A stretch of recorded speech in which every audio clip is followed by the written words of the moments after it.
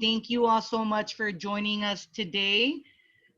For folks that are returning, this is the Reimagine Justice in Orange County workshop series organized by Transforming Justice OC. This is workshop number 3, Community-Based Systems of Care. And if we can go to the next slide. Actually, for folks that are trickling in, if people didn't get a chance to answer the question in the previous slide, if you all joined workshop number 2 and want to share, any key takeaways, things that resonated with you during the previous workshop, please feel free to share that in the chat box. And also any takeaways, thoughts, questions about the pre-reading, if you all had the opportunity to do that.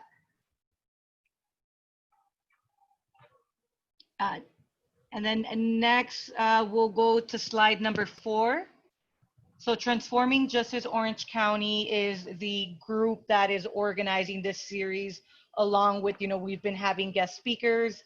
But TJOC, it is a grassroots group that is committed to reimagining justice, safety, and accountability through ending individual, collective, and systemic oppression by carceral systems. We envision a society that does not rely on carceral systems to solve its problems, but one that works collaboratively to support one another, address harm, and meet people's needs. Per usual, we're going to go over some community guidelines, and we do want to encourage everyone that is joining us today to uphold these guidelines along with us. And if you have any questions, drop them in the chat box, and we'd be happy to answer any questions. The first one being one person, one mic. So there will be an opportunity for Q&A. So again, just making sure that we are making space for everyone's voices to be heard. Today, I specifically want to encourage people that might have personal experiences with the systems that we'll be covering to chime in. Again, one thing that we want to underscore is that the people that really are experts in this work are people with lived experience, people that have experienced the challenges that we're talking about, have had to navigate the systems that we are trying to unpack. Community guideline number 2, listen and ask clarifying questions. Number 3, recognize and account for intent versus impact. So making sure that we're keeping in mind not necessarily what we're intending to say and communicate, but being empathetic and being able to, really sit with how other folks might be receiving this, especially recognizing that we all bring different life experiences to the table. Share the space, step up and step back, very similar to one person, one mic. Then respect confidentiality. Please share learnings. Do not attribute anything that we cover today specifically with regard to people's experiences and stories. Do not share without asking for their permission first. And then also these workshops are closed to law enforcement, which includes sworn and professional employees. If folks have any questions about this particular community guideline, please feel free to send us an email. And then very importantly, we will not tolerate harmful, oppressive, or discriminatory language and behaviors in this space. This includes, but is not limited to anti-Blackness, queerphobia, sexism, misogyny, transphobia, ableism, and ageism. We do have peacekeepers, TJOC folks that are playing that role today. So if harm is caused, you will be asked to leave. And then we can schedule a time to discuss that, after the fact with folks that might have any issues with having been booted out by any of our peacekeepers. Next slide. Unpacking language. This is something that we have stressed during workshop 1 and workshop 2. So we want to ensure that we are centering the humanity and dignity of people. Particularly when we talk about folks that have been impacted by the criminal legal system. So we refrain from using words like inmate, felon, and criminal, and we use language that really centers the fact that we are talking about human beings. Centering one's humanity, not behaviors that one has engaged in. So we say things like people who are incarcerated, people convicted of felonies, a person convicted of a felony, or incarcerated individuals. Just a quick snapshot of what we're going to be covering today. So we'll be talking about community-based care. And like I mentioned, we do have some great speakers lined up, including Dr. Alexis Seegan, Crystal Anthony, Jonathan Macias, Stephen Kim, Erica Munoz, and Dolores Canales. Before we turn it over to our guest speakers, we are going to do a quick recap specifically for folks that might be joining us for the first time, to just really contextualize the systems that we're talking about, especially when we talk about incarceration and OC. So currently the average daily population of the Orange County jail system is roughly 3,300 individuals. Approximately 60% of the people that are currently in the OC jail system are unsentenced. So these are folks that are in custody fighting their case, more than likely due to an inability to post bail. Prior to COVID-19, the average daily population of the jails was about 5,400. In 2019, more than 55,000 people were booked into the jail system. And at the time, about 55% of the average daily population was unsentenced. More than 60% of people in OC jails are people of color, including Latinx and Black folks. Black folks account for 9% of the jail population, while accounting for only 1.5% of the county's population. And Latinx folks account for 54% of people behind bars, while accounting for only 34% of the county jail population. Of the county population. Given that today we're going to be talking about community-based care and why we need to invest in systems and a social safety net that can address the unmet needs of people in our communities, I think it's incredibly important to highlight that there has been a significant increase in the number of people in the Orange County jail system with open mental health cases. So from 2015 to 2020, you all can see that it's been, we can see an uptick. In 2019, roughly 35% of people in the Orange County jail system had an open mental health case. So for this year, so this data only accounts for January and February, from January to March, that number has now risen to 38% of people in the OC jail system. And this includes people that are identified as having a psychological disorder and are actively in need of and receiving mental health services in the Orange County jail system. The Sheriff's Department is trying to manipulate that reality, and because of it, they're trying to justify wanting to expand the carceral system in the county.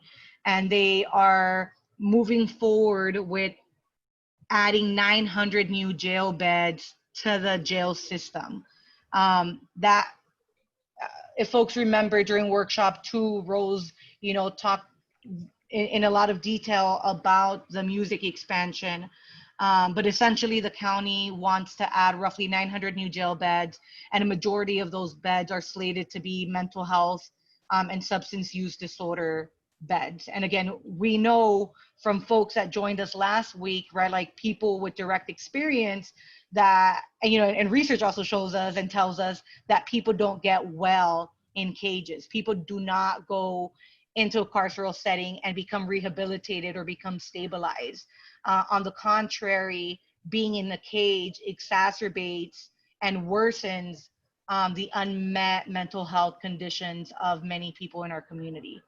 Next slide. This just includes a breakdown of the beds.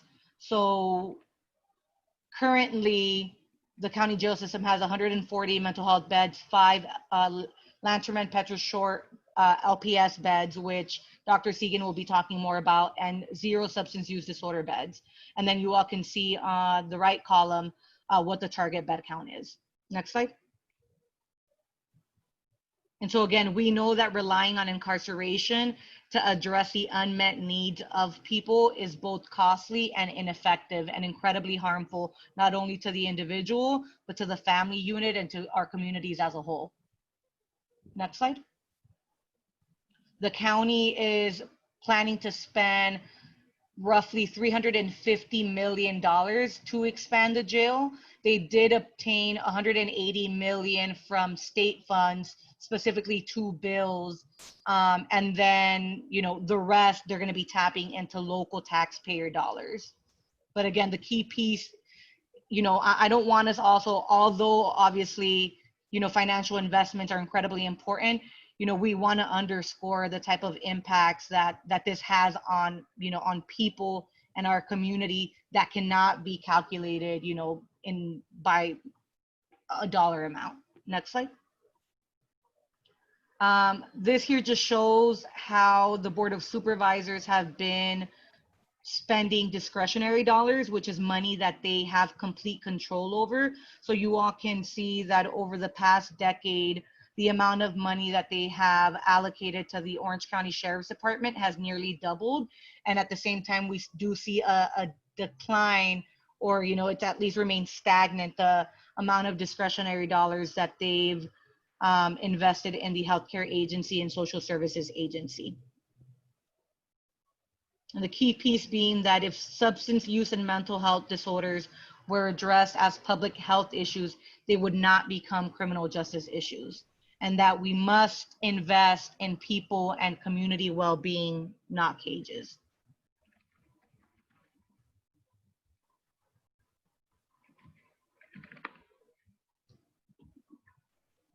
So our guest speakers are going to talk about, you know, the type of community-based infrastructure that we should be investing our dollars in, right? Like services that have been shown to actually make positive impacts in the lives of our family members, our friends, and our community members. And Orange County, like many counties in the state of California and actually throughout this country, lack an adequate community-based infrastructure of services and supports to actually address the needs of impacted families and communities. This includes things like jobs and job training, housing supports, behavioral health needs, restorative and rehabilitative services, and a robust capacity building strategy for these types of community services. So we really want to focus on this idea that we must create and invest in a system that meets the needs of people, specifically people with behavioral health needs. So having said that, I am very happy to introduce Dr. Alexis Segan, who's going to share her expertise, and we'll also be taking questions. There's going to be a Q&A period. So while Dr. Segan is speaking and sharing with us, if you all have any questions for her, please go ahead and drop them in the chat box, and we'll be sure to raise them during the Q&A piece. So Dr. Alexis Segan is a clinical professor of psychiatry and human behavior at the University of California, Irvine. Her research interests include severe mental illness, women's mental health, and electroconvulsive therapy. She treats patients at the UCI Medical Center and is also a member of a local task force working to address the expansion of the James A. Music Facility. Dr. Segan is a member of the American Psychiatric Association and the Orange County Psychiatric Association. Dr. Segan, I'll go ahead and turn it over to you. Okay, hi. I should say I'm an assistant clinical professor. I should have corrected. I have several years to go before I become a full professor. There's a long hierarchical system, as there always is, but I'm happy to be here, and I'm glad, really nice that all of you guys could come and listen to this. And I think that this is a really important issue. And so what I hope to kind of give you some information about is, how does mental health play into all of the issues that are going on with mass incarceration of individuals, and how we have essentially failed our most vulnerable some of the most vulnerable people in our society and are not giving them the care that they need. So my primary job is that I work on in an acute adult inpatient unit. And so the majority of the individuals I come across have what we would call serious mental illness, or sometimes it's also called severe mental illness. So what this is it's kind of an arbitrary an arbitrary delineation of, that people who have significant functional impairment due to their mental illness. So not just quote unquote, just depression, but, severe depression that you aren't able to work, or severe, schizophrenia, that someone isn't able to work or has had, lots of difficulties with maintaining housing, things like that. So if you look at the prevalence, and this is data that's from 2017, but there's a 4.7 or 4.5% of people in the US, that's the prevalence of serious mental illness. And so what do most of the cases of serious mental illness, and again, I'm not going to say that other disorders that don't have a psychotic basis are not, definitely they contribute to people being very, having a hard time maintaining themselves in society and cause significant distress and disruption. But psychosis is a state where really it is unclear as to what is real and what isn't real in the world around you.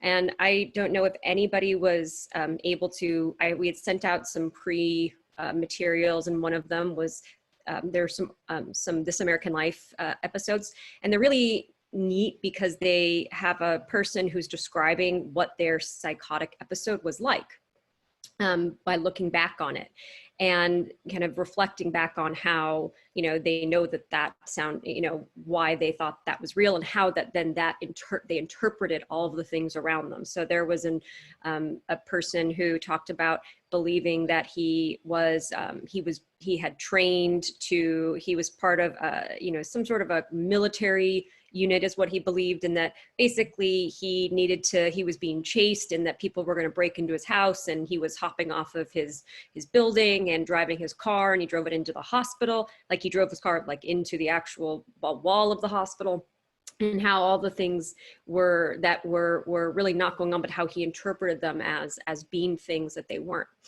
So typically this psychosis is a symptom of most likely schizophrenia, schizoaffective disorder, and bipolar disorder. It can also, people can have, a psychosis induced by substances. Some medical conditions can actually induce states of psychosis.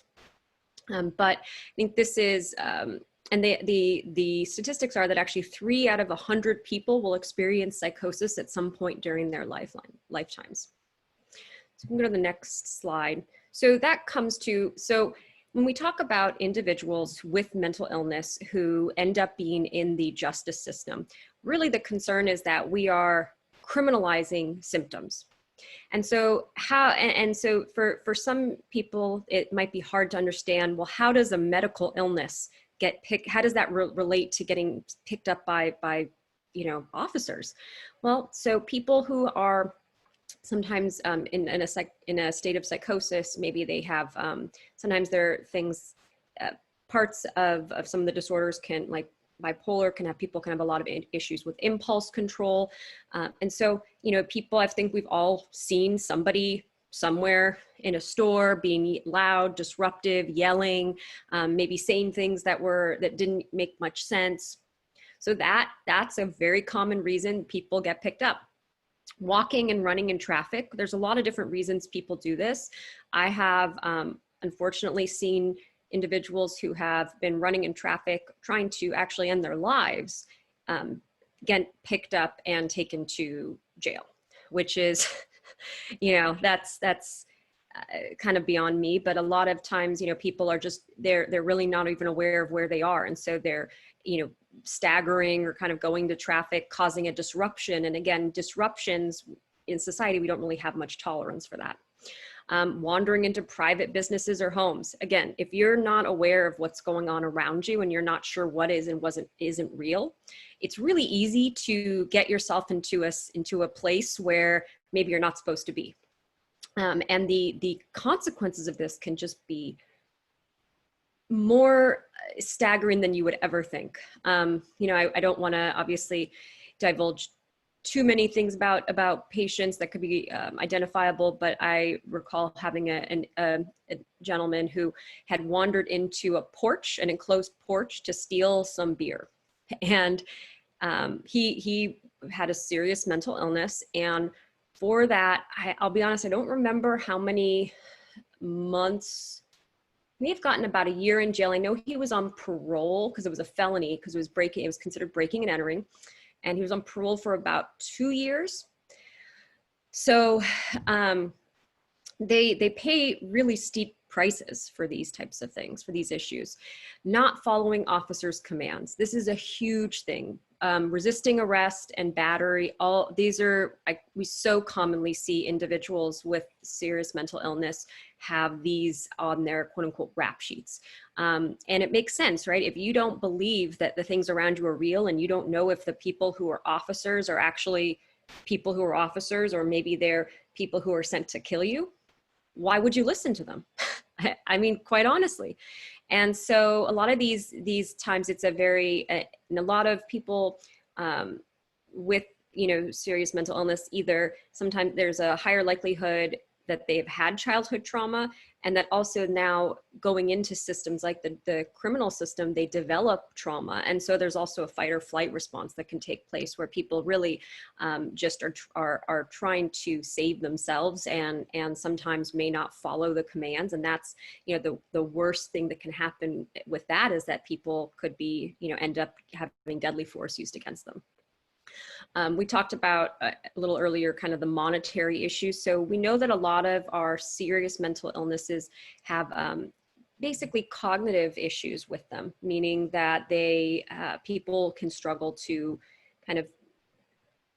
people can really struggle to like understand what they like. Kind of their planning and executive functioning can be affected by the illness itself, because we know that mental illness does not just mean symptoms like psychosis. There's actually, it in some cases, some of these disorders are truly actually called neurodegenerative, meaning that they caused actual breakdown of the brain tissue, or at least they cause atrophy of some of the brain tissue. So a lot of times people, they really need a lot of help keeping track of finances. So keeping track of their court hearings and whether they've paid for tickets, and then add on that maybe they're homeless, we're really setting them up to fail. And again, like sleeping in front of businesses. So maybe people are, you know, they're disoriented. They don't really know where to go. And so they just find a place that's dry or cold, you know, the temperature is okay. And that can sometimes get them brought into the jail. So unfortunately, you know, a lot of times who gets taken to the hospital and who gets taken to jail is really quite a bit of luck. I don't have statistics as to you know, how race or socioeconomic status plays into it, but I have a pretty good hunch that if you are in North Orange County and your skin is not white, you have a higher chance of being taken to the jail than if you were, you know, coming out of Newport. And also males are gonna, because males are typically seen as more aggressive, they're often gonna be taken to jail more frequently than some of the females who might be having similar symptoms. But a lot of times it's luck, it's the discretion of the officer. It's how long does that officer have to wait? Because if you take somebody to the hospital, then you actually have to wait with them until there's a bed. So it can be faster sometimes to go to take the individual to jail. So, and if you want to go to next slide, the other thing I wanted to talk about that makes it really difficult sometimes to deal with people with a serious mental illness is that there's an aspect called, this is a neurologic term that's called anosognosia. And it basically was developed when a neurologist saw that sometimes people who had strokes would be unaware that they had done things like that half of their body was paralyzed, or like they'd shave half their face and not realize that they hadn't shaved the other half. And we see this as really a symptom of a lot of these serious mental illnesses, where it's not just that people are in a psychological denial, they actually are not aware of the severity. And so this is, again, adds to it, where so we have these individuals whose symptoms are interpreted as crimes, and they're not actually able to always understand that what they're doing is getting them into trouble. And so we have this revolving door of people going in and out of incarceration and hospitals because they desperately need help, but they're not aware that they're actually ill. So we'll go to the next slide. I just wanted to include this. This is Kay Jamison, is a woman who is a PhD in psychology, and she works at Johns Hopkins. Her main area of research is bipolar disorder, and she also has bipolar disorder.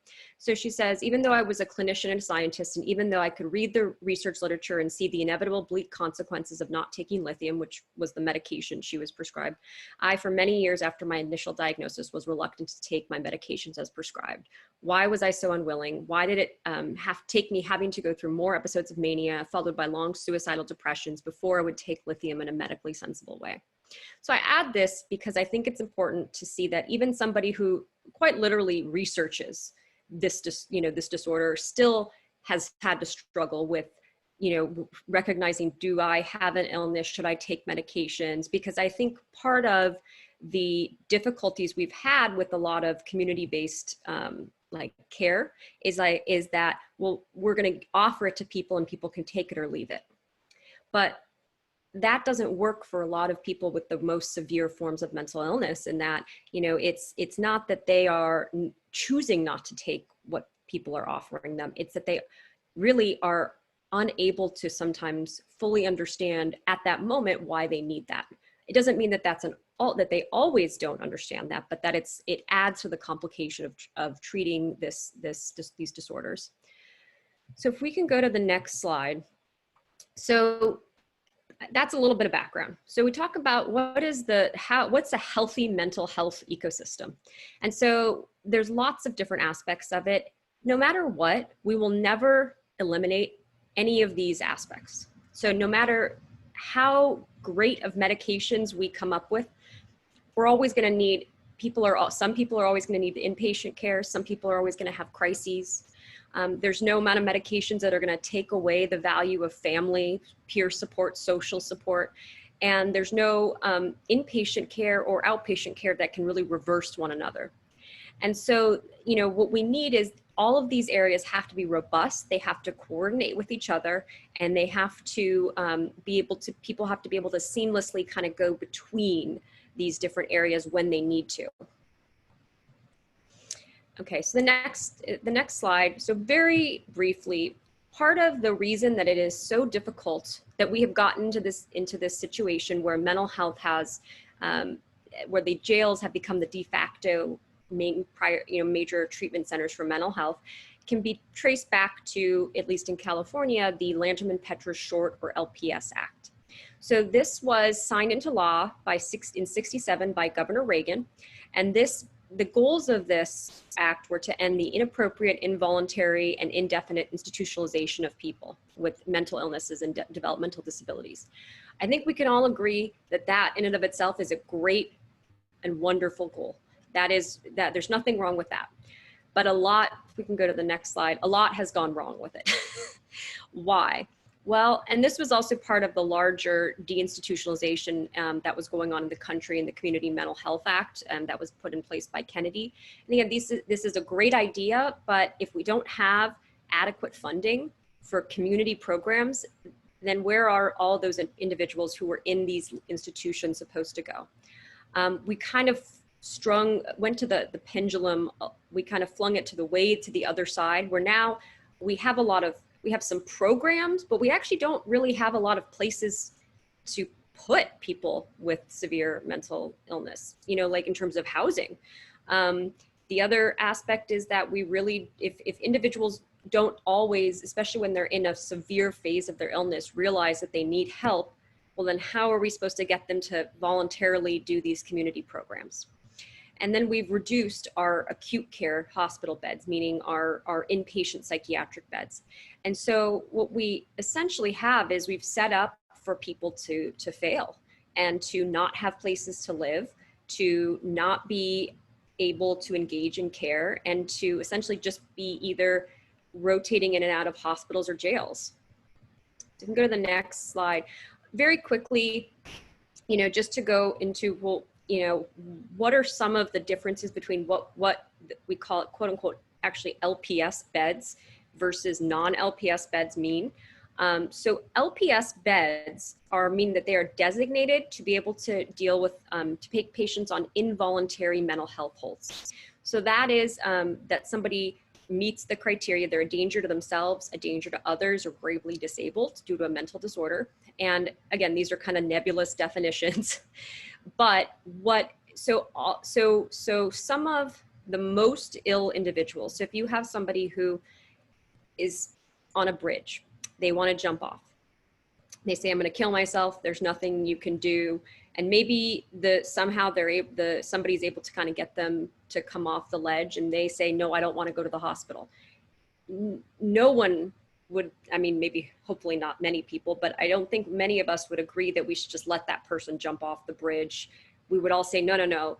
We understand that they don't want care, but that may not be how they feel in a little bit of time. So we want to help them get that care. So these kind of beds are really invaluable, and none of, you know, there's a lot of discussion, and I think that there's room for that in just, you know, in the idea of coercion versus no coercion, but we do need these beds. And so without these beds, we aren't able to really address a lot of the patients that need assistance. You can go down. So just very quickly, in terms of that bed shortage, the experts have recommended that we need 50 public psychiatric inpatient beds per 100,000 individuals. So this general graph is basically total psych beds in California, beds to the population and the California population. I think we can all see that the directions are not the way that we would want them to go. This is actually another graph that describes just the difference between the different counties. And again, the most recent data is up to 2017 here. So you can see Orange County is pretty low, even though our populations are not as high as LA County, we're really, really low. And again, you can go back to in the 90s, we were quite a bit higher. Just in general, these numbers are there. It was a little hard. They were from different sources, so it might be a teeny bit off, but basically, the thing I wanted to emphasize is we really, we still have we've got some inroads into having beds, but we definitely still need quite a bit more. And the key thing is that a lot of times what they've been trying to do, they meaning the county, is fill things with, there are facilities that do not take designated patients, meaning they're not on holds, and they don't have the ability to write those holds. So yeah, you say, okay, that's really great. People want care, they can go get care. Well, we had a situation a couple of years ago where we transferred somebody kind of inadvertently to that type of a facility from the ER, and then they decided they wanted to leave and immediately went and killed themselves. So, because the hospital couldn't keep them. So that is, things are pretty fractured. If you want to go down one more, so just in terms of what are the different phases of treatment. So we've kind of talked about that sometimes people, you know, there's inpatient health, and then what do they need after that? And I think that's where there are a lot of people who do need some structure. They need more than, you know, even love can't sometimes, you know, isn't able to overcome everything. And so there are times where, you know, families can't manage individuals at home as much as they want to. You know, if people aren't able to work because their mental illness is severe, the amount that they can get from social supplemental security income is like max almost about $900 a month. And so those aren't really great places to be. So we really are missing these, we're missing a lot of options for our patients who really do struggle and need structure to go. Just in general, what are the outpatient kind of services that we have now here in Orange County? So the idea is that we have these general clinics, and there are things like full service partnerships, which are they provide kind of the full service partnerships and PACT, the program for assertive community treatment. Their mentality is they take a whatever it takes approach, meaning that, or meeting the patients or the clients where they are. So if you need to go meet somebody in the community, you know, they won't come into the office, you go meet them at a park. You goes to their house, all those sorts of things, which are great. But the problem is that you can only access these programs once you've done poorly in lower level programs. So again, people are kind of set up to fail, and they have to fail in order to get to these higher level programs. And that's what can be so infuriating for us, for the patients themselves, for the families, to watch them go through this. And so to the next slide. So where do we go from here? I could go on for a very long time about about things, and things are in a lot of ways better than they were when I came into, I started my residency here in 2012. And so I've actually, there have been some positive changes. And so I have a lot of ideas for things we could do with the space instead of the music property, instead of putting some more jail beds there. But right now we need more acute mental health care beds. There is a wait in every ER in Orange County.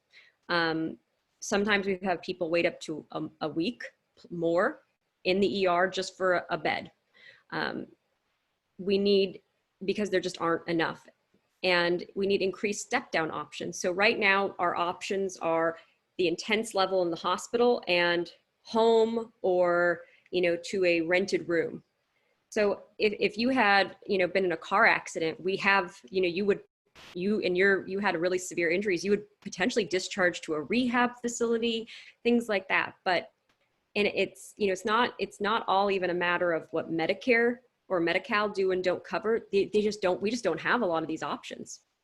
There are individuals who really need, not to say the institutional aspect of long-term care.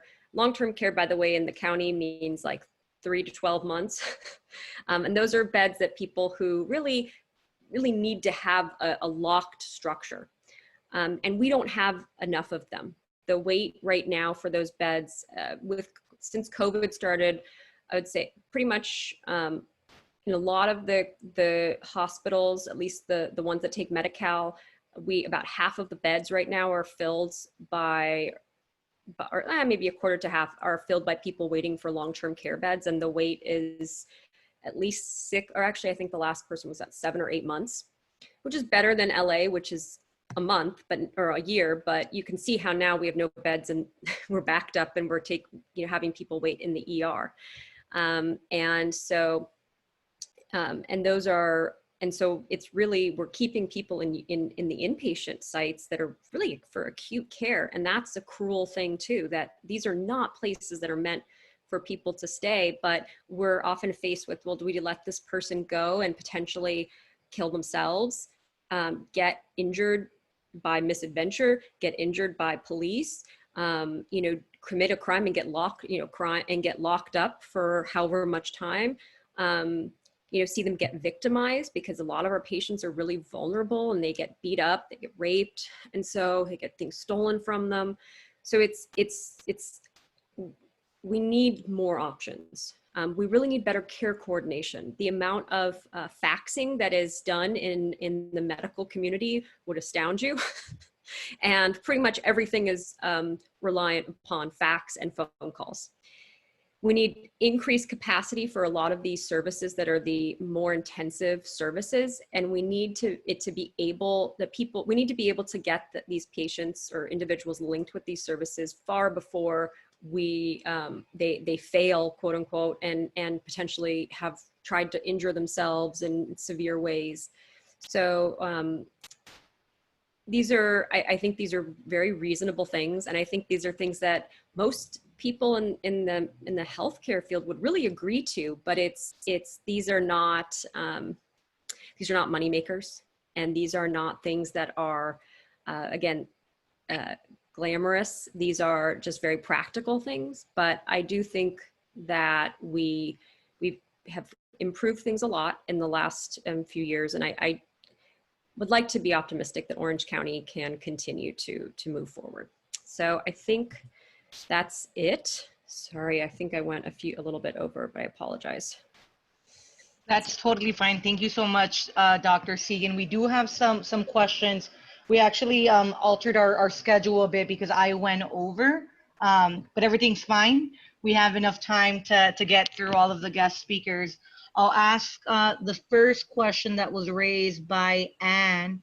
Dr. Segan, are you saying there should be more LPS beds outside of jail settings? I'm saying so that the idea of an LPS bed is meaning that you have a mental illness that is so severe that you are either at risk of hurting yourself, others, or can't take care of yourself.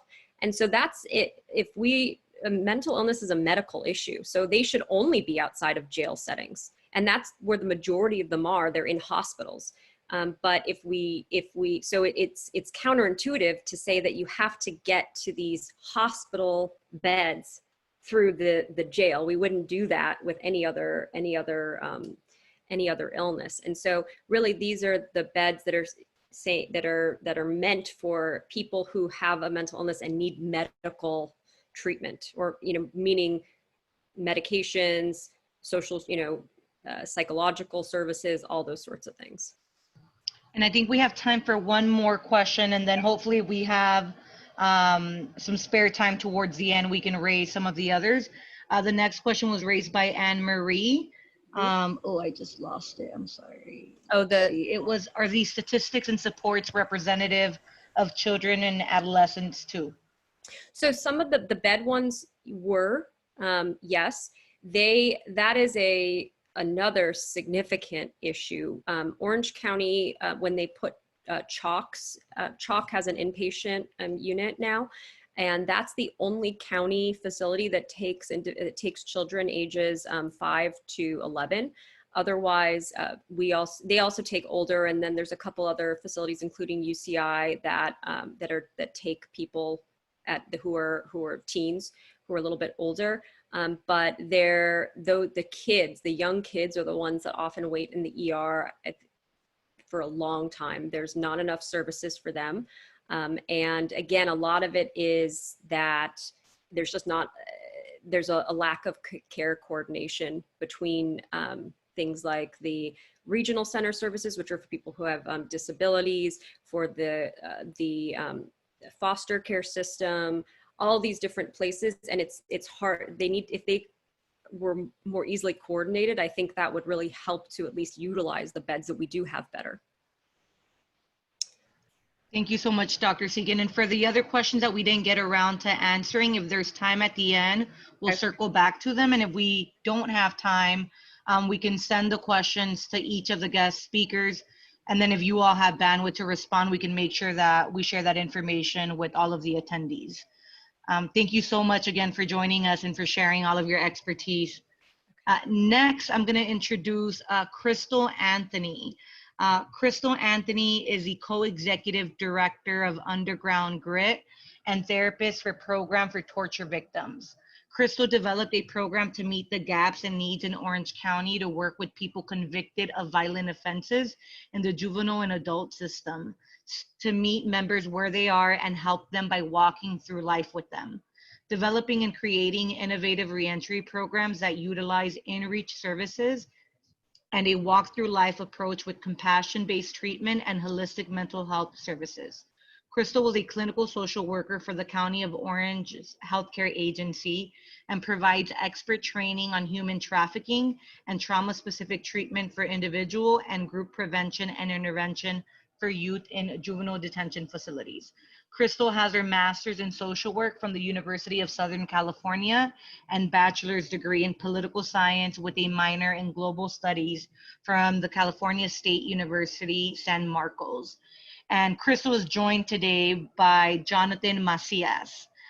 Jonathan is a member of Underground Grit and a peer leader. He was one of the first to pave the way on what reentry should look like in Orange County. He broke barriers when becoming a full-time barbering student at Paul Mitchell School, Costa Mesa, while incarcerated, and has continued his education since his release.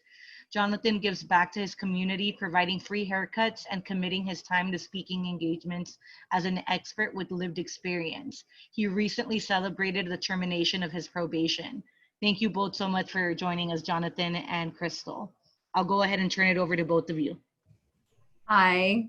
Jonathan's seeing that for the first time, so he's like, what? We're so excited to be here today. I'm going to share a little bit. I'm just going to get right to it, but I'm going to share a little bit, and then Jonathan's going to share a little bit, but I'm going to give a little bit of a background as to how Underground Grit kind of got started and then what we do. And then Jonathan's kind of going to give the examples of what reentry should really look like, because he's really been our model as to like basically providing care and services before youth or adults ever get out of detention facilities, and what it could look like in like a better, more crystallized world, in a sense of if we really provided reentry services from the start of their time when they start incarceration. So a little bit just about me. I came from the county of San Diego. I'm actually from San Diego, and I had developed a program in San Diego that worked with victims of human trafficking. And that says a lot about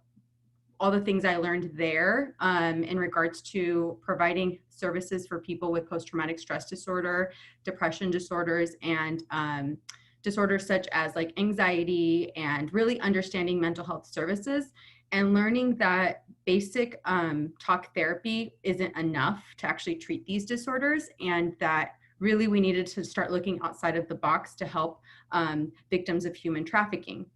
When I came to Orange County and I started working inside of the detention facility, I really primarily worked with girls initially, and mostly girls that were in the life and were victims and survivors of human trafficking.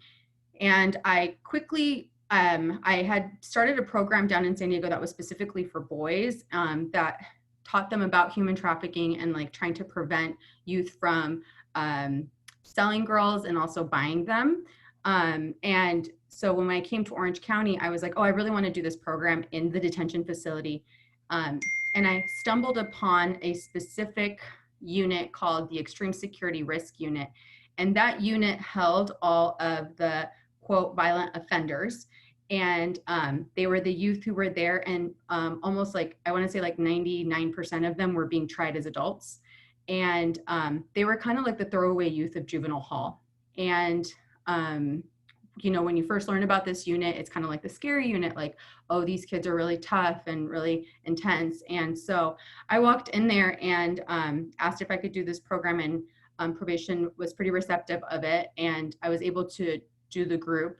For graduation, I brought in like burritos and nacho, like carne asada fries and things like that. And those were things that were just like not the norm for a unit like that. And got like Father G books, and everybody got a Father G book, and it was like a cool graduation of a program. Then slowly after, it was kind of like, oh, I'm going to do yoga, because then I became like a yoga teacher. And then it was like, I'm going to do meditation and mindfulness. I'm going to do, you know, healthy relationships. And it was like these different groups. And slowly this group of boys started saying like, oh, I kind of trust her. And I started picking up their cases.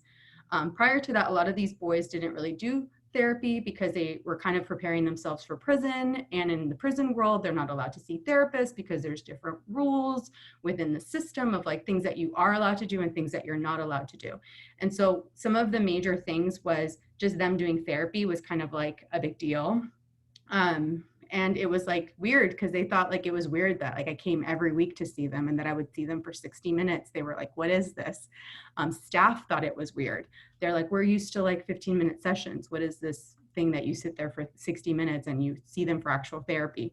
And then I started doing other types of treatment like EMDR and other expansive, more trauma-specific treatments.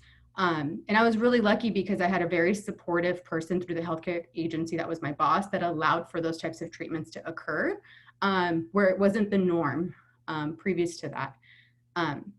I started bringing in like guest speakers. I worked with probation, this unit supervisor who was really supportive of the work that I was doing, and brought in guest speakers on a weekly basis. And, you know, at the time, it was like 2016, I brought in Project Kinship. I brought in programs from San Diego. I brought in programs from LA County. And it was just like all these various programs from different places. And then I really started bonding with certain people of community partners that were really interested in coming back in again and again. And it really created this like understanding that youth who meet people before they get out, if they do get out, and if they are going to get out, then building those relationships while they're inside is super important, because most youth and adults, if they don't really know a person, or they don't know the person's name, or the person doesn't know their name, they're less likely to actually go to the program and to actually get services, because they don't want to go to a program that they don't know the person. It's just, I would say it's like the age, but it's also just like humans. Like it's more difficult when you're younger to just go to a program. Started doing like different like innovative things while I was in there, different programming. And then Jonathan was actually one of the most like inspirational, because there was certain things that were supposed to happen with his case, and it changed because of Prop 57. Proposition 57 allowed for youth who were being tried as adults to actually get second chances and show that they could be rehabilitated. And Jonathan and one of his best friends actually had this really incredible idea of like, okay, I was sentenced this many years. I want to do something with my time while I'm incarcerated. So we started kind of developing what it could look like. I was still working for the county at the time, and I wasn't really going to be allowed to do everything, but I was going to be able to advocate for those things. Fast forward a little bit, and I realized that, you know, there was this lack of continuity of care. It was like kids were getting out, and then it was kind of like goodbye. Like you would find out that it was like their last day there, and then it was just like a goodbye. There was no warm handoff from being incarcerated after 3 or 4 years and being their therapist to then them getting out. I started noticing that kids that were getting out, there was like a gap in services, and so they would fall off and maybe come back into the facility, or get adult charges or whatever it may be. There wasn't like this enough wraparound. And so I was working closely with another friend of mine, who's actually the co-founder and also co-executive director. Her name's Suzanne Campbell. And we both kind of just sat down together and sat down with some of our kids and kind of dreamed up Underground Grit. And it was really this like grassroots dream of like, what does the world look like for a nonprofit that wants to not have red tape and be able to kind of like change the world? And what does that look like? And how does innovative reentry look like? And why can't we help a kid go to a full-time school while he's incarcerated? Why can't we do that? Why can't we be creative on how to do those things? So we both left our jobs, and we started Underground Grit. We've been now open for over a year, and neither one of us actually has a salary. So we work like more than 40 hours. We work every day, and we are extremely committed. We have a staff. There's no salaries at Underground Grit. We just recently got our big grant, but there are no salaries currently. And it's been that way because people really believe in like the mission of what we're accomplishing and what we're doing, which is truly like providing a continuity of care with mental health services that include like EMDR, Reiki, acupuncture, meditation, mindfulness, yoga. And we have community partners that actually come in from both LA County and San Diego County, as well as within Orange County, that provide these services for free. And we also have, for our more like innovative InReach Services, we worked a lot with the courts and started going when we continued going into the facilities in a different way. I was no longer obviously a county employee and just going in, but we were getting court orders to be able to go into the facilities and take kids out to the DMV to get their IDs, to get their social security cards, to get their birth certificates, so that they could have those basic things that they actually need in order to function when they get out. To be able to get jobs, to be able to have that one step ahead, because to get an ID, it takes like 2 weeks. To get a social security card, it takes 5 days to come in the mail. To get a birth certificate, that's a little bit easier. But all of those things require time. And so when you get out and you can't get a job and you can't get certain things because you don't have certain things already lined up and set up for you, that becomes a problem. So we started doing that with a few of the kids, and then it just became like part of the model. It was like, all of our kids, it needs to be part of their reentry plan, that we need to request for them to be able to go to the DMV to do those things, or go to the Social Security office, or whatever it may be. While Jonathan was still incarcerated, I will let him share more of this, but we developed alongside with his district attorney, who loves him, and as well as his judge and his attorney, we worked collaboratively together to create the ability for him to actually be able to be a full-time barbering student while he was still incarcerated. So he actually was able to be in school, and Suzanne and I drove him Monday through Friday to and from school from the facility. And that was like one of the first times something like that has ever really been done. We partnered up with InReach Justice from LA County, and we had a couple of our kids did an application to be able to do their Institute of Impacted Leaders program, which was like a 12-week program where they went once a week to LA County and they were able to do policy work. And then the program actually ends with you going up to Sacramento and actually like advocating for different policies. I mean, I'm not gonna lie, like, pretty badass. And 2 of our kids who were still incarcerated got to do that program. And, you know, to us and to you, it may not seem like anything humongous, but it is humongous, because our kids have never, ever like gotten to do anything like that. Like, Suzanne and I took a road trip and our kids, you know, were like jamming to the rap songs on the way up there, but we just had like the time of our lives. And it was just like so cool, because really, like, we are strong believers that we don't have to be the best at everything, that we actually love to learn from other community partners. And if they take the lead on policy, then we just want to bring our kids alongside them to learn from the best, because we know they're InReach Justice is some of the best people and leaders in policy work. They are complete badasses. And we're really grateful for Richie and Taina. And our kids got to do that. Their attorneys went to their graduation. Like, it was like a really big deal. And to see them be in front of like policy people and to actually talk about laws, I was like a total mom. I was like sitting in the front row, like taking pictures, because that really is like, they got to see themselves in a new light of like, I am more than just my charges. I am more than just this kid incarcerated. I am more than any of those things. We did, one of our kids, he was super involved. I had ARC that had come into the facility, so they maintained relationships with ARC, Anti-Recidivism Coalition, which is also in LA. One of our kids got to go to their yearly ARC retreat where they go river rafting, and he was still incarcerated. So our judge approved it, and they took, you know, he didn't wear an ankle monitor. He actually got to go and go crazy river rafting. I had to take him up there like at 3 o'clock in the morning. And it was one of those things where when you're a kid and you've never ever experienced things like that, that's innovative InReach. That's innovative reentry services, because those are the things that allow you to see yourself outside of your neighborhood. It allows you to see yourself more than just the things that you used to be. And that kiddo had been incarcerated for 3 years, and it was like the first time he'd ever done anything like that. He was like, thank goodness I knew how to swim. Like, you know, he's like, cause, you know, they like tackle each other in the water and things like that.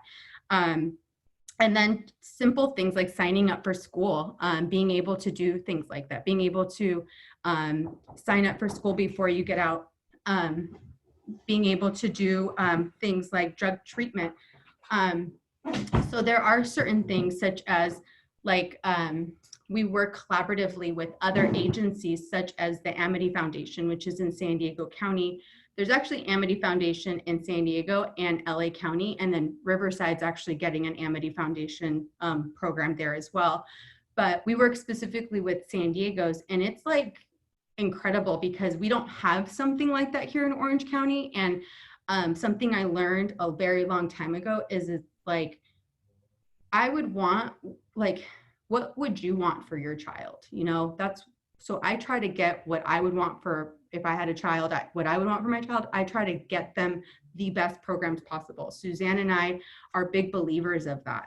And so one of the things that we gathered from all of that is this program was not just a treatment program, that's a 90-day program. And I put it in quotes because it's a big deal. Like, this isn't like a punishment. It actually ends up becoming this healing, like beautiful, like almost like spiritual journey that they go on when they go to Amity Foundation. And we were so lucky because we have community partners that introduced us to Amity. And now there's this incredible like collaborative relationship that we have there where we can take our kids there. And one of the things is that, you know, there are other programs and things like that, but that's like the Malibu of previously incarcerated programs. You know what I mean? I don't know if you know, but like famous people, they usually go to like the beach resorts, or they go to like really fancy like drug treatment programs. That is that. It is like they only serve clean food. Like they don't have like junk food. They have sweat lodge. They have a sweat lodge on campus. They have like very beautiful like intimate groups.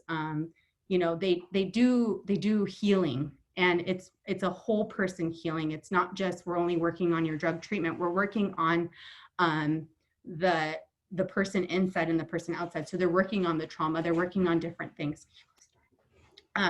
And so one of the major things as well that we've learned is that drug treatment is like a really big thing. And so that's why Amity has become very important. But in our local community, we know we're also not the experts in that. We may know drug treatment, but we're not the experts in drug treatment. And so we work in collaboration also with like Twin Town and also like KC Services, because we are believers that we believe in harm reduction. We believe in housing first. And a lot of times what I've kind of learned is like, I learned those models in San Diego because San Diego is really progressive. And in Orange County, it's kind of like those models are becoming is what I'm going to say. And MAT Services, we have a lot of kids and adults that have, and when I say kids, it's like juveniles, but then also like the 18, 19, the TAY youth, transitional age youth. And then we have older adults who are getting out of prison, getting out of detention facilities, and there's an opioid issue.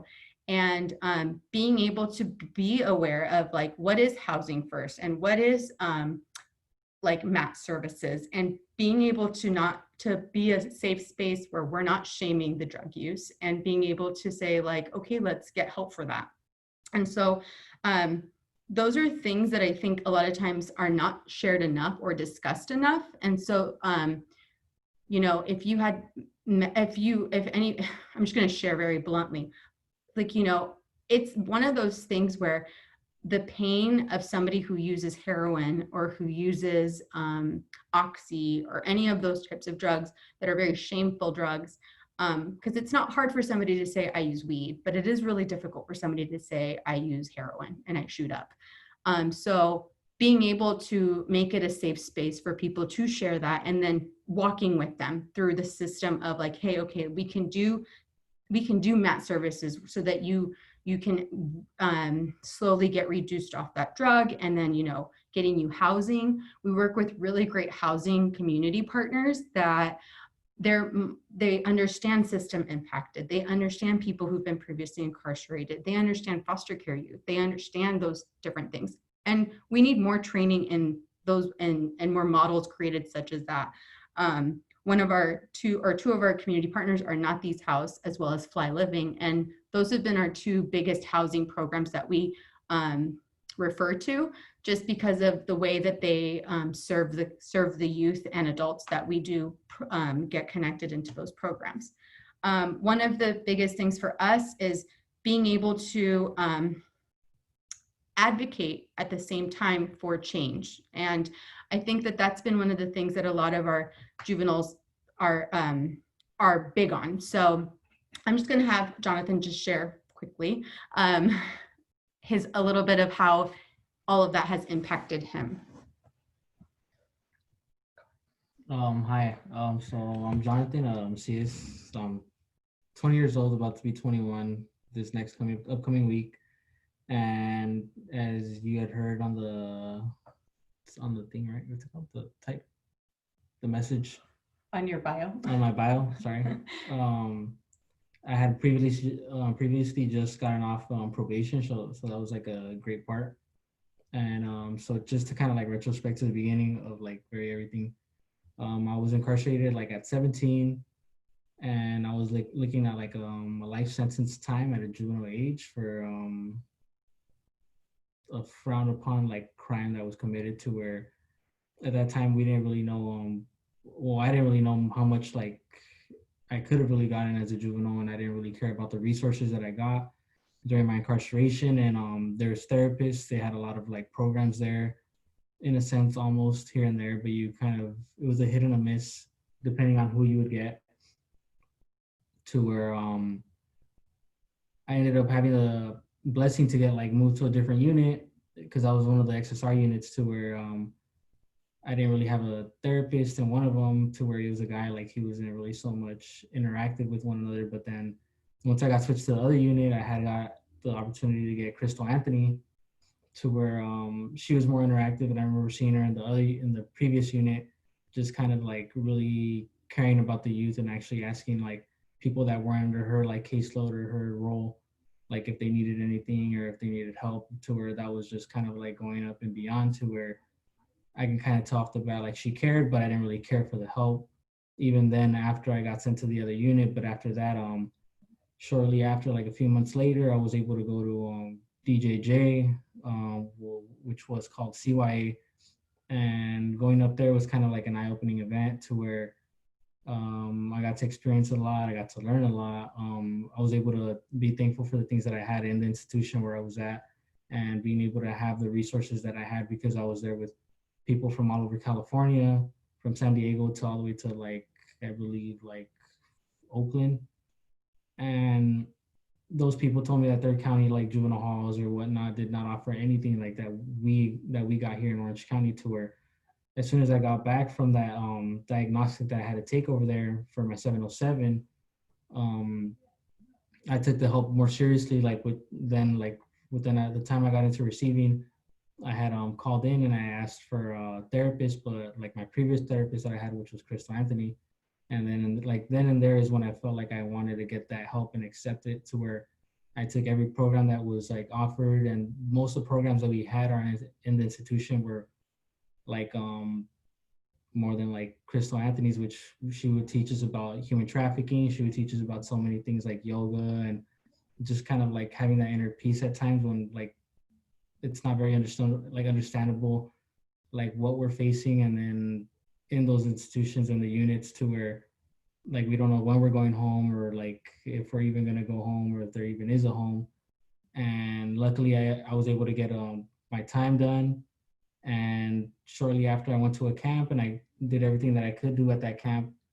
And it was kind of like a wild idea, like between me and a friend, and just mostly a friend. He thought of like barbering, but I never really thought of anything serious, because we're institutionalized, and we're institutionalized for something that was a serious crime. So where I never really thought it would have happened, to where, we always had Miss Crystal Anthony and the program she had brought, to where we had met Suzanne Campbell as well, and her. But knowing Crystal, she was just more like always like, if you can dream it, then you can believe it type, to where, I mean, it happened very quickly. It was a trip. Like she got the paperwork, like she got the ball rolling. We started doing paperwork for like the court. They had brought in like people to like help us with our FAFSA and like things like that, like general stuff that we would have never known how to do, because we were incarcerated at a juvenile age. And then by that time we were already like an adult, or getting into adultery, to where we were able to go obtain a California ID, and then later on, even after that, going to school and even hoping to get an early release, we were able to like study our driver's license, and by then obtaining it by our release shortly after.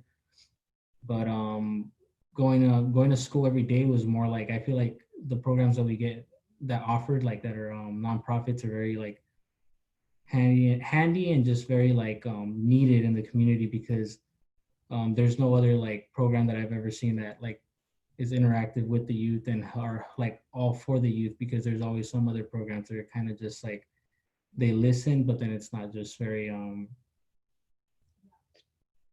interactive to where like it doesn't really give you that extra push. But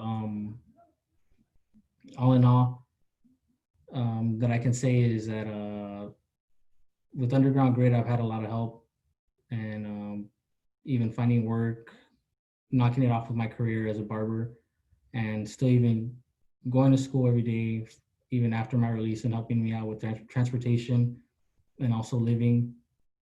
And pretty much it. So. That's awesome.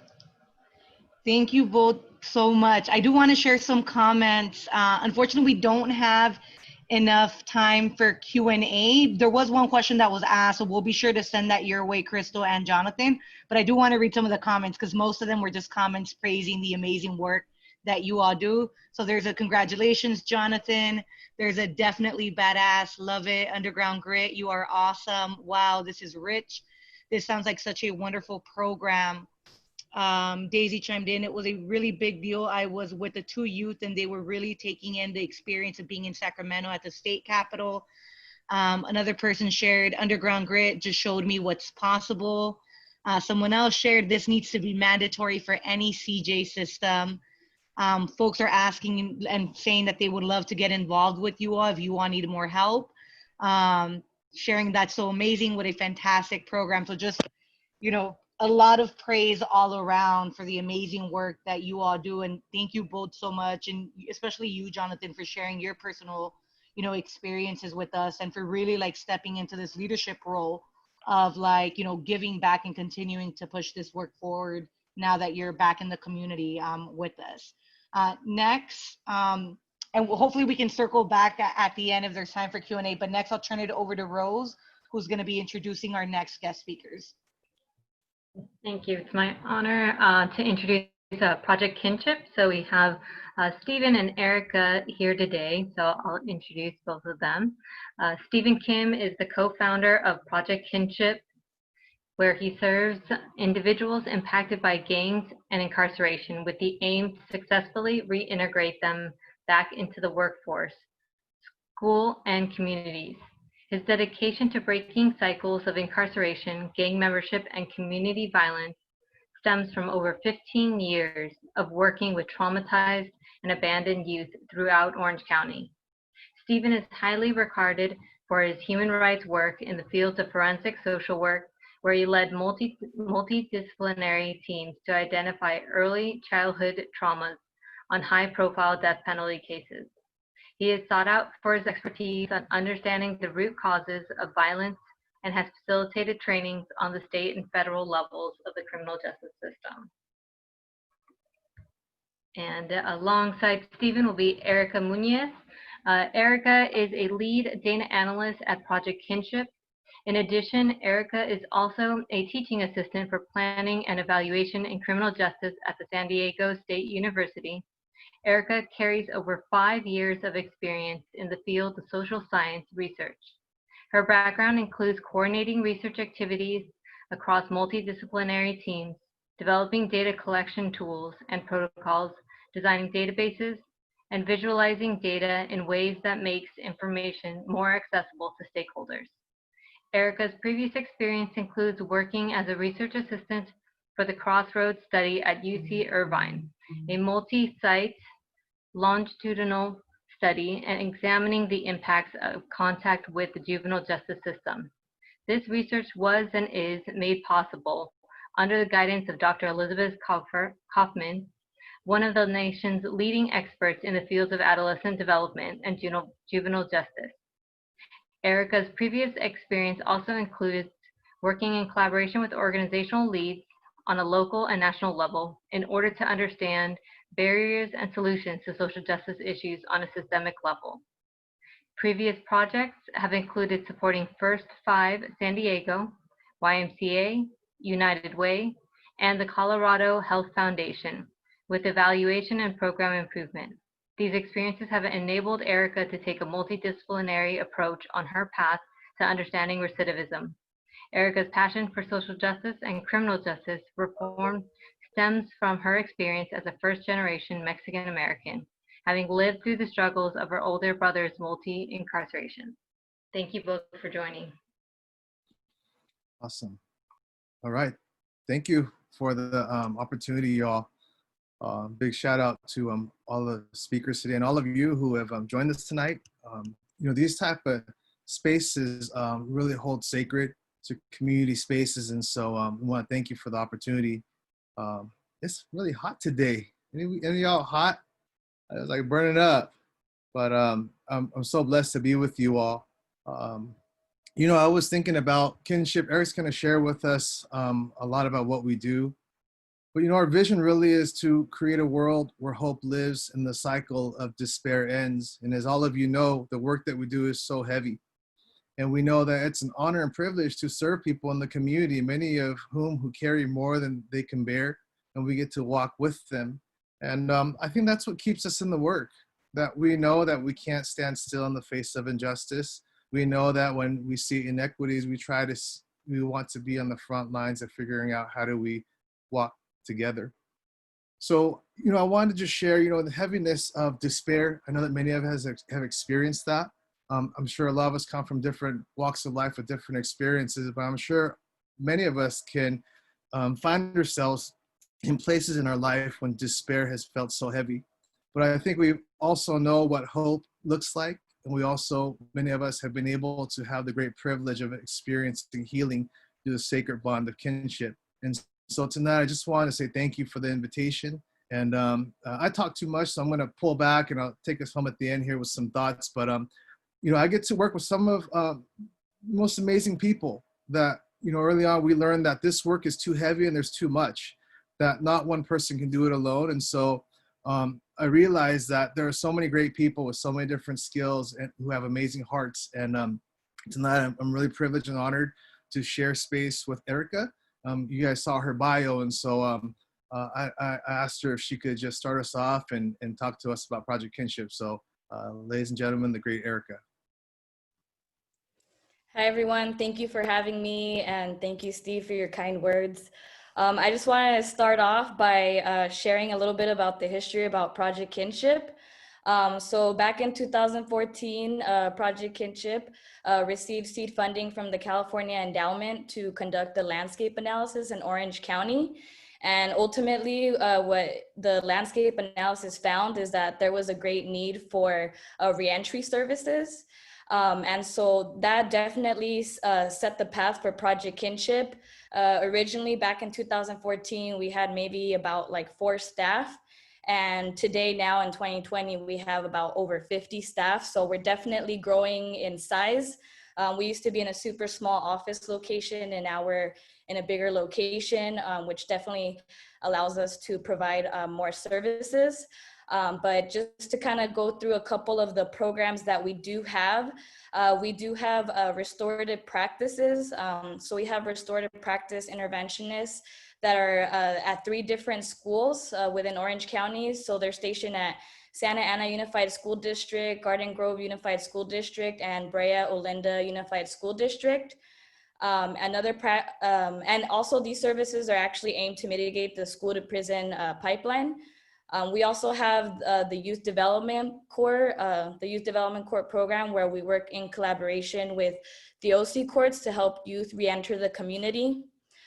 We also have workforce development to help individuals get jobs, job placement assistance, and we do get grants from the Work and Gain Employment and Education Skills, the Work Initiative Opportunity Act, and the Prison to Employment grant as well.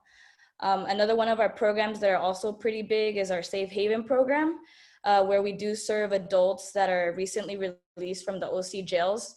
So pretty much as soon as they're released from the jail, we're stationed right outside and we're ready to provide them with any immediate basic needs.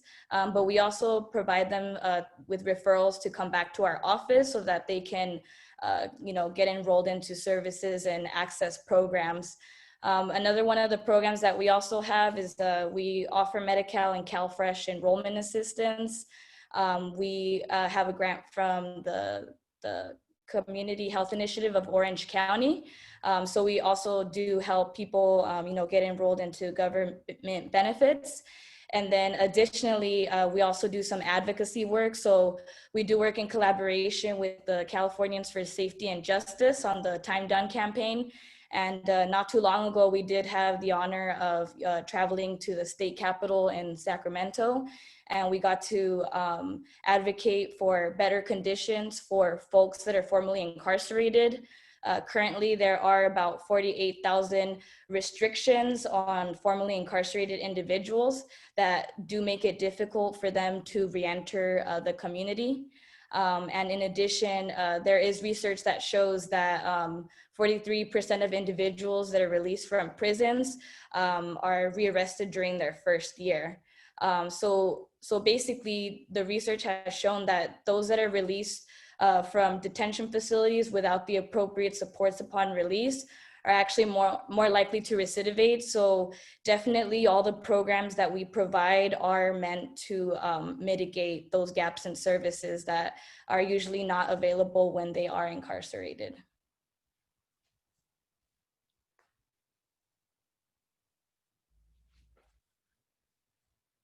And then I'll be handing it off to Steve now. That's it. All right, cool. Well, so as Erica shared, we have a lot of programming, but I wanted to just share with you three heartbeat things about Project Kinship. And I think for us, we've heard the saying, we want to break the cycle of incarceration, but we're trying to heal the cycle of incarceration. And we've had some long learned lessons growing from 12 staff to over 50, getting a grant from the county. There have been challenges and there have been a lot of successes. And one thing that was beautiful is we were able to move to a larger space. And I apologize if you heard the story before, but it's one of my favorites. We have a friend named Ruben who came to us through Father Greg and Homeboys, originally from Orange County. And, if you knew Ruben, he is the most beautiful soul. Had juvenile life, experienced multiple barriers and challenges and traumas. And when you first see him, people might get afraid because of all the tattoos. And we were blessed to have him come and share space with us and build community and build connections. And when we moved into this new space, when you first walk in, there's a big entrance area and there's an empty wall. And they asked me if I would write a quote. And I was very honored. And I was like, yeah, I'll write a quote. But I got writer's cramp. I got nervous because I knew that everybody would see the writing on the wall.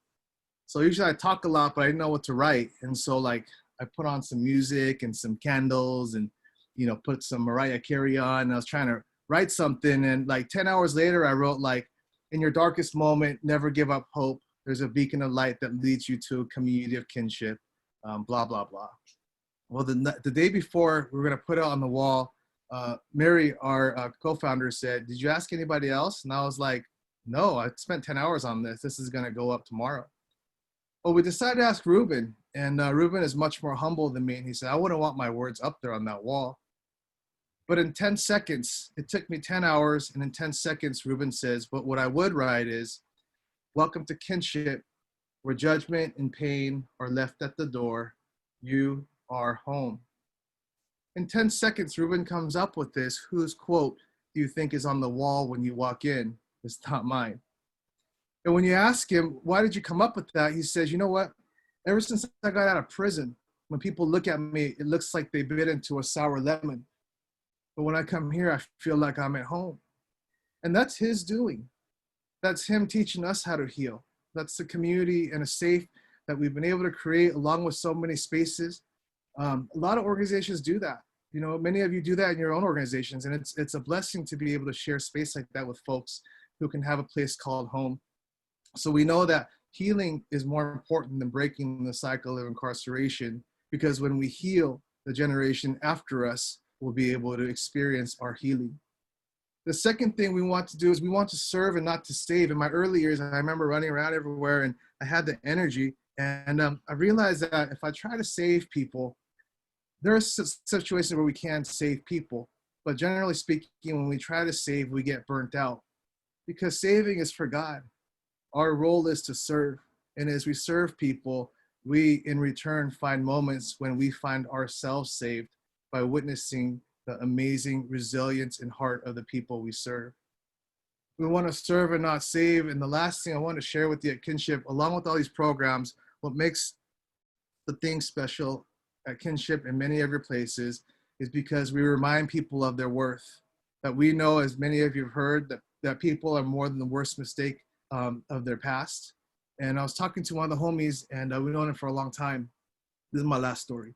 And he came up and he said, "Hey, I got a question for you." And I was like, "What's up?" And he says, he's in his late 20s now. I've been knowing him since he was younger.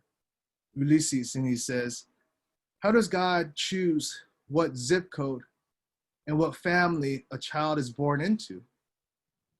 We're not a faith-based organization, but I'm like, that's a really deep question. It was like 4 o'clock. I'm trying to go home, you know? And he asked this deep question, and I didn't know the answer. And I was trying to think of something cool, like, you know, God knows what he's doing, or like, you know, it'll be all right. But those were just fluffed answers. And the reason why he was asking is I know for him, he entered the system at 14, dad's in prison, mom's in the streets as a prostitute and a drug addict. He has been jumping from home to home and has entered the adult system and finds himself homeless sporadically. And all I could tell him was this. I said, you know, Ulysses, I don't know how God chooses what family or zip code a child is born into. I don't know about that stuff. But I said, but what I do know for sure is that when God made you, it wasn't a mistake. And we just sat there and he says, you know what? You're not a mistake. And I was like, thank you, you know. And I think that's the question, and that's the answer for all of us in the work that we do, that we just want to remind people that all of us are more than the worst mistake that we've done, that we're not mistakes, and our lives hold tremendous value. And at Project Kinship, that's what we really try to do. We try to mirror back to each other our goodness, our value, and our worth, and we do it through community. And so who knows what programming will look like? Grants come and go. But I think for us, we're grateful to be connected to a community. All of you here who are in this movement, that I believe that we really can create a community together. We're stronger together. And I believe that we can leave a lasting legacy in Orange County for the people behind us. And so I'll just stop there. But thank you for letting me share. Thank you so much, Steve and Erica. Appreciate all that you shared. A couple comments in the chat. This program sounds wonderful. Wow, the community knows how it wants to heal. This was impactful. Thank you. Many thanks. Amazing. This is what we need. And I know I've taken one of your trainings, and definitely it has helped me to change the way that I think, and has motivated me on a new path of looking more into transformative justice and how to practice this in my own life, as well as looking to do help others. So I'm greatly appreciative of Project Kinship. Other comments: I'm so impressed with the range of services and programs. I wish we were in more schools. Yes, definitely. Yeah, I mean, honestly, it's a blessing to be with you all. Think about, for many of us in Orange County, even 5-10 years ago, we didn't have all of us here. You know, places like us. You just heard from Underground Grit, Neutral Ground. These things weren't existent in existence even 10 years ago. And so something is changing, and it's really exciting to see all of us even share a space like this. So it's really cool. So, you know, we're just in it with you all, going for the ride. And one last question that just came through of how can we make the value of Project Kinship understood in real terms for Orange County? Well, Erica, you want to take a stab, and I have an answer for it, but you want me to go? Yeah, so I think that being a data analyst, I'll take a data approach, but I think one of the things that is important is, definitely practicing transparency. Every single program, we collect information that we share with our stakeholders, and we definitely use it to make data-informed decisions to improve service delivery. But definitely, I think it's important to be able to communicate with our stakeholders, all the different successes that our clients are achieving because these supports are in place. So I think that that's one way that we're definitely able to communicate the importance of our program. But definitely, I think just, being able to put our stories out there. We have a lot of, staff that have the previous experience as well as our clients. So I think that just definitely being able to put the stories out there and just showing how having those supports have impacted their life and have allowed them to, take a different path. I'll just add to that. I think there's a couple pieces. One is we have to constantly change the narrative. So the people that we serve, they're demonized. And so it's sometimes educating the public, sometimes it's advocating, and sometimes really fighting for our people. So we're always trying to change the story, that we're not gang members and crazy tattooed incarcerated folks that want to kill people, as media often portrays. In everything we do, we're very strategic on making the message embrace, so the community can embrace the message in systems as well. We know that systems have a history of punitive measures, but we're trying to educate and trying to humanize not only the system but also sometimes for the community. And then the other one is allocating more funds. And so for us, we were able to experience a pretty large amount of funds through the county, but also we had to find ways to organizationally build capacity, like data, paperwork, meetings, all that stuff. Like that's all stuff that Mary, Erica, and the rest of the team are way better than me at. But training organizations, we need more places like ours and other organizations to do this work. There's too much work, but we need to train them and give them the skills and also funding. And then the other one is constantly being at the table. I can remember at a time, even for myself, I couldn't even get to the table. Like I was outside pounding on the door, and then finally, fast forward to now, we're at the table. And so, it's a privilege for organizations to be at the table, to be able to have conversations, figure out how do we do this? Because I definitely know what it feels like to have been overlooked and not at the table. And it took a long time to get here. And so trying to really figure out how to fight for our people when we're at the table.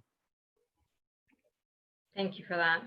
And I know there's a couple more questions, and I'll definitely gonna send it to you. But yeah, all that has been shared, well said. And I greatly appreciate your time and your insights. And of the theme, I think most people are just kind of, we want more. And and I know in our next workshop, we definitely will be talking about how we can get more as we talk more about the budget. So thank you, Steve and Erica.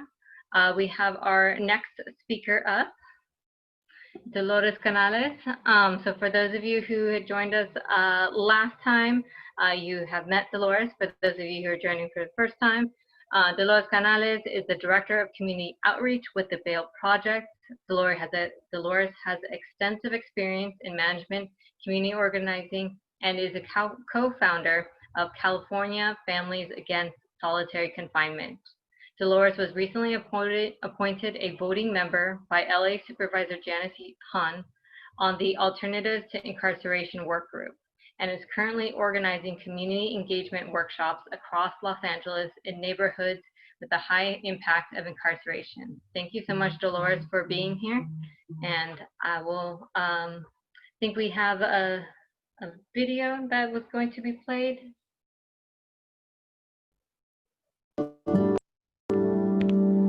This is very personal to me. I spent over 20 years in prison behind a drug addiction. My father also spent over 20 years in prison behind his drug addiction. And then now I have a son that's a lifer. We have criminalized mental health and criminalized being unhealthy for too long in this country. As a judge, I was frequently confronted with the problem of having an inmate that I needed to sentence and not having any viable community-based care program for that inmate. And so the default was either county jail or state prison for many inmates that probably, in hindsight, could have been cared for in the community. We do think about mental illnesses and addictions as brain illnesses. And an individual who is suffering from a brain condition may exhibit behaviors that end up leading them face-to-face with law enforcement. And that can then lead to someone being incarcerated. This is a problem that is decades, perhaps even centuries in the making. Vulnerable community members are ending up filling up our jails, filling up our emergency rooms, and living on the streets. We have 17,000 inmates in the largest county jail in the country, and it is a population that is overrepresented by people of color, unquestionably. Yeah, well, the County Board of Supervisors did an interesting thing when they put together this ATI work group. They said, you know what, we're going to have roughly half county people, county system department heads and leaders, and the other half of the membership are going to be community people who've been impacted.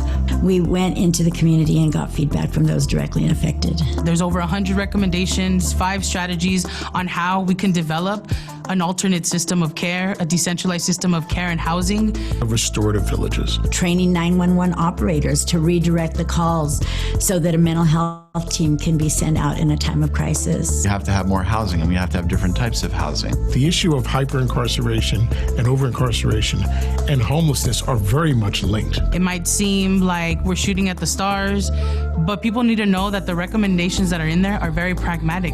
I think the county's already on the right track. The county's already running a number of programs that are serving as alternatives to incarceration. LA County is making history right now. This is a historical moment.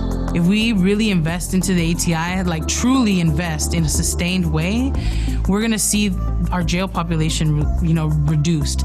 We're going to see people having access to services within their communities. We're gonna see, family members having somewhere to take their loved ones if they're going through a crisis. And hopefully we're not gonna see people dying in our streets or dying in our jails because of a lack of community-based services. Like we say here in LA County, care first, jail last. For the individual, it provides a sense of hope that someone's willing to invest in a future for them, that someone believes in them, that they still belong in the community and not belong in a jail cell. I look back at all those years that I spent in prison, but then I look at the work that I'm doing now, helping to rebuild families, restoring communities. It feels like that wasn't just a waste of 20 years of my life, but actually empowering me for something greater than I could have ever even imagined.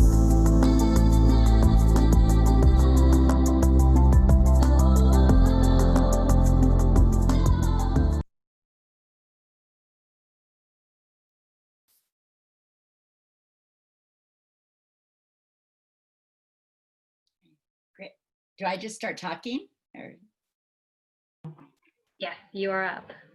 Okay. Hi, thank you all so much for having me, the amazing organizers of these workshops and the panelists, all the panelists that went before me. I am literally just like blown away, but not only am I blown away, I'm like filled like with beyond hope because I am born and raised in Orange County. So I know just, from the past 10 years to see how much has transpired.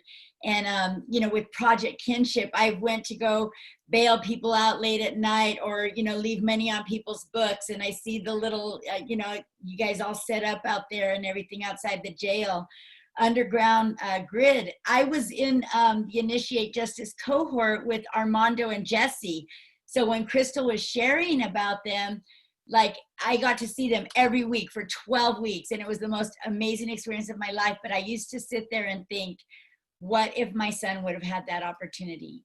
What if he would have been given this opportunity? And, and just seeing how much it meant to them being there and being a part of all this. And Dr. Segan, I mean, it's just phenomenal, everything that has transpired so far in Orange County. So I'm really thankful for that and for the work that everybody's doing, the amazing work. And so, I'm just going to talk a little bit about the Alternatives to Incarceration work group. I did kind of touch on it last week. It's just in Los Angeles, our Alternatives to Incarceration work group, we have 3 core values that we base our work upon, and that is the racial equity and justice, and the inclusion of many voices, and human-centered language, which is something that the gentleman from Project Kinship was speaking about. You know, the humanization of people, not the criminalization of people, the humanization of our family members, of my son, of your loved one, you know, not to always portray them as these, you know, dangerous criminals, but rather look into how did they get to that point of where they are at in their arrest. And, you know, we've really come a long way with the Alternatives to Incarceration work group in Los Angeles to where over 120 recommendations were submitted on March 10th to the Los Angeles Board of Supervisors, working towards decarceration, working towards care first.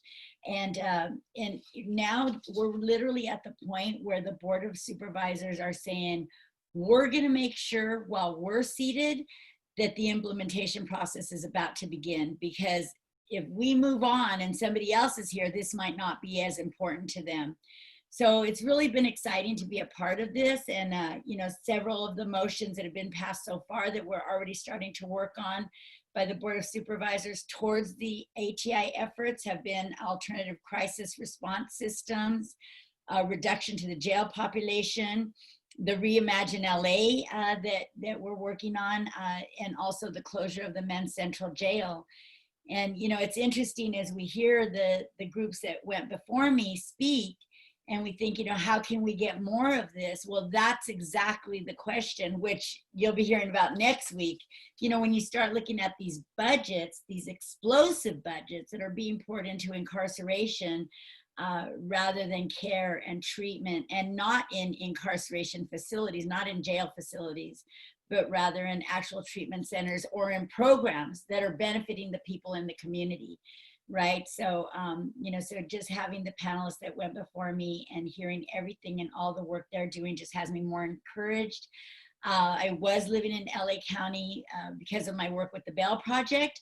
It was closer to the office. But now that with COVID, we're seeing that, you know, we can be just as productive working from home. So if there ever is a back to normal, I think a lot of people aren't going to go like back to normal and having 50 people in the office in one day. And so I have moved back to Orange County to be an Orange County resident, specifically for the purpose to start reimagining Orange County, to start reimagining what it could look like when we start giving care first, jails last, when we start providing community services and treatment, because I'm seeing it happen in LA. And just from this panel right now that I've been watching, I'm seeing it transpire right before my eyes right here in Orange County. And so I'm really excited about that. I can remember 10 years ago sitting with people that had just come home and they could not even get a bus pass from Orange County, from probation or parole. They were like, LA County's the one that provides all the services. Orange County doesn't give us anything. And you would think that Orange County would give more because, you know, they're a more wealthier county. You know, so to see how far, you know, they've come, I think it's been really exciting. One of the things that we've been working on with the Alternatives to Incarceration work group is holding community engagement in actual areas that are hit hard by incarceration. So I'm already seeing how we can expand that and hold community engagement with organizations like, let's say in Delhi, let's say in, you know, F-Troop territory, let's say in the different areas where we hold community engagement with people that actually live on those blocks, live on those streets, have incarcerated family members all down the neighborhood, you know, and get their feedback. What would they envision? How would they want to reallocate funding? What do they feel they need? And so that's been very productive in Los Angeles. Right now through virtual meetings, we've been using an app called Padlet, where we're all on Zoom typing and we're re-envisioning and reallocating funding and seeing what would we want to do with that land. And just to see the vision that the people have and you know, that people are able to believe that this is going to happen. And so that's really been very exciting to be a part of. And I just am very grateful to be on this panel right now, but I definitely want to leave some time for Q&A. There was so many amazing panelists, and Jonathan, oh my gosh, I was just hearing you, and I'm just so proud of you, you know, that you did it, that you stepped up and you said, you know what, I'm not going to choose this path. I'm going to go this way. And not only am I going to go this way, I'm going to bring all my homies with me for real, because this is what's up right here, you know, and that's what it's about. So I'm just really excited about the work that's going on in Orange County. I'm very, very grateful to Daisy and to Rose and everybody. And, you know, like I said, this is personal to me. Having seen, you know, Anaheim police constantly kick in my doors, well, my father's doors, you know, holding guns to my grandparents' heads. And they were like the most, you know, like full-on Catholic people and stuff, you know, like they didn't break any laws. And just having to see the dehumanization, the humiliation of them, and having my Nina's doors broke down, and she was so poor that she couldn't even afford to fix it. And that's how they leave it though. When they kick down your door, it's your expense. And you know, and just seeing everything, just seeing how terrified my own sons grew up of the police since they were little, since they were toddlers. They never looked at police as protectors. They always looked at them in fear of, you know, these are the ones that come and take my mom away. And because I did have a substance abuse problem, but you know, when you look at it and when you look at what care and what treatment could do. So yeah, so thank you so much. And that's about it. I'm going to wrap this up because I just want to pass this on for questions for the other panelists. Thank you so much, Dolores. And yeah, I think we had a lot of, we love you, Dolores. You inspire us. Welcome back to Orange County. And we need you here. We need you in OC. We need what's happening in LA to be happening in OC. So grateful for you, grateful for your time and all that you've shared. If anybody has any additional questions, please put them in the chat. Otherwise, we have a couple of minutes. I can definitely hop back to some of the other questions that was out there. Let's see, I think, which Dolores did allude to, of like, how can we, you know, for the Project Kinship, Underground Grit, how can we replicate these programs, and what are the next steps to see more like Underground Grit and Project Kinship and alternatives to incarceration? Not sure if Dolores, if you'd like to take this, or if somebody else would like, any of the other speakers would like to take this question. Well, in just real brief, in Los Angeles, that's what we are looking at. We are looking at the sheriff's budget. We're looking at the $4.3 billion that would go into reconstructing another jail. You know, what would we do with that budget? And the exact same thing that we're hearing in this panel presentation this evening is where we think the funding should go. Expand on these programs, grow these programs, build community, build people. So yeah, that's for that. And if somebody else wants to touch on that. I would say for us, one of the major things that we see, and one of the major things that we're about is like breaking the barrier of red tape. And so I do think there needs to be like a third party that holds the funding that comes down to these organizations, to be allocated in a way where funding can actually be used for what it's meant to be used for. You know, it's like real reentry, to do the barbering stuff, to do transportation, to do all of those things. You know, those things are getting some supplies for Jonathan, getting him clothes. Like, he was still incarcerated, so we had to buy him all of his school clothes. We had to buy like anything additional he needed that wasn't already provided by the school, we would provide for him. And then any additional like activities that they would do, it's like we would provide that as well. There needs to be, I think, just like that, where the funding comes from, but then also like how it gets allocated. Because I think sometimes what happens is there's the barrier of red tape, how I see it, is that funding comes from certain sources. And then it's like, you have to kind of like, you can't do public policy for certain things, because then that that funder doesn't like what your view is on certain items. And Orange County is a little bit more conservative. And when I say a little bit, it's a lot of it more conservative. And so I think that's a big thing. And I'm not knocking anything specific. I'm just saying in general, like when you look at San Diego County, their probation department, like one of their programs down there, it's Project Aware. It's my good friend Reggie, and he's a freaking badass. Okay. And look up that program, follow them, support them. They're amazing. But he is like very grassroots, and he's funded through probation, but the way they fund him is like, they meet him where the program, like the needs are, not what they need, but it's like what he knows, because he's the expert. And they even made him like a van with his logo on it. Like they donated a county van and put his logo all over it. And I feel like that's real partnership, you know? And I do believe that can happen here in Orange County as well. I think that when we look at LA County, they're so far ahead and they're super progressive, and so is San Diego. And we're seeing that slowly start to happen here, but of course there's like a lot that still needs to be done. And I do think though that it starts with like how funding is allocated and who gets to apply for that funding. You know, like, are you a program that aligns with the views of the county? And if you're not, you're most likely not really going to be a person that they're going to want to provide funding for.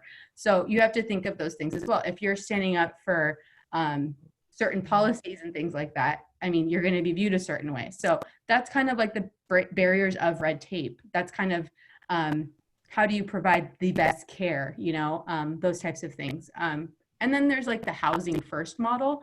People don't really understand that model here in Orange County. That means like if you smoke weed, you shouldn't not be able to get housing, and you should not be able to get housing resources. Like there's such this criminalization of substances, but if you look at best practices across the country, and if you look at best practices even in San Diego, and I keep going to San Diego because I love that county and I'm from there, but they do believe in housing first. And it is housing first, meaning before your substance abuse addiction, let's get you housed, because how can you get better if you're homeless? Or how can you get better if you're not provided the basic needs, resources that you need in order to be successful? And I think like, that's like where people, like those are the programs we should be funding. You should be funding the programs that are providing housing first, that are really looking at, okay, this person applied for this program. A really great program to look at is Fly Living. That's here in Orange County, and they're privately funded, but they work hand in hand with a lot of really great nonprofits that are already established, like Orangewood here in Orange County. But those are just a few thoughts. Like being best practice model based, I think, is a big thing, and funding those programs that provide those types of services, because there's a lot of programs that are underfunded and that need funding in order to provide housing, in order to provide substance abuse treatment. You heard from our doctor earlier, you hear Dolores' story, you hear Jonathan's story, Project Kinship, like we all are one big family in a sense, and we're all fighting and working towards the same goal, but we all see that same problem. It's like housing is an issue, enough drug treatment services, enough of anything, but yeah, so those are some thoughts. Thank you, Chris. I'll just add two quick things to that. I think that two things that stand out for me is it's important for organizations that serve the community to hire the community. So when we think about that, it's like, if you're doing reentry, does your staff have folks who have lived experience? You know, part of the challenge has been that, you know, organizations that like historically, because of backgrounds and records, have not been able to work in schools, not been able to do case management for the reentry population. And so I think one thing we want to leave behind is to train up folks with lived experience and to hire them, and then also to give them livable wages. You know, many of our pioneers in the work have died in poverty. There's no reason why any interventionist or pioneer in this work that has been out doing the work, sacrificing their life and carrying the secondary trauma, that funding should not go to them. And so we want to figure out how do we hire from the community, folks with records, but also let's try to get them livable wages. Another thing is capacity. I think one lesson I've learned is that it's a game, that there are certain, there's politics, there's also certain ways things have to be written. A lot of folks know how to do that. You know, we've had to learn it. And so I think for our people is to equip them. You know, if that's the game, let's figure out how to train and how to build up more organizations. For example, Latino Coalition, who funds us, they do that. You know, they find organizations, they funded us very early on when we were babies. And because of them, we were able to grow. They understood that they got large amounts of money and trained smaller organizations so that we could be where we are today. And so those two things come to mind. Hire the community, let's pay them wages, livable wages, and then also let's train smaller organizations to become major players that do this work, because the community knows what trauma looks like, and community knows how to heal its own trauma. I would just say, you know, thank you guys for the programs that you guys have are wonderful, and that's actually, I think, a really positive thing, that there are really good programs in Orange County, way more than used to exist here. But the issue is, as Crystal said very poignantly, the red tape. So there are a bunch of things I can't refer people to from inside the hospital. So how do I get them into these services that could help prevent them from needing to come back to the hospital from being from being picked up and put in jail? So I think that's the positive thing, is that we actually have a lot of data as to what does work, and there are people who want to do that work. It's just a matter of for a lot of it, you know, kind of filling in gaps, but also coordinating it, and that's where it's a lot cheaper, honestly, to have, you know, peer mentors and you know, case managers and social workers than have to employ, honestly, a bunch of physicians in a hospital or employ a bunch of people in the jail. So and that's what we're ending up doing, is paying people for. Today I was going through getting somebody's SSI card with them because they didn't get that, like getting their I'm happy to help them, but that's a really expensive thing for me to do. And I'm sure that if we actually can get more integration, we could help a lot more people.